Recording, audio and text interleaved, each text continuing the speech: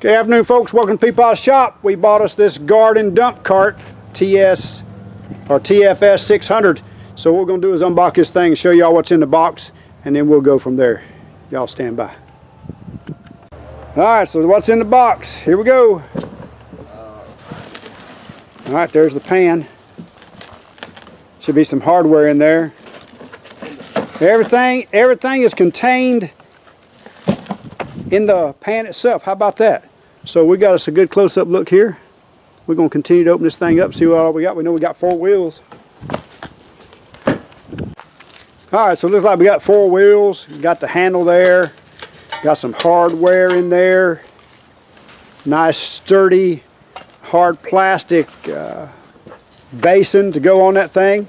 So the only thing left to do, that's what's in the box. So you understand what's in the box. So they sent some tools. They got 3 wrenches and a screwdriver, so you're tool ready. They got the pack of hardware. Everything's labeled, and it'll be in the parts breakdown in the book as well.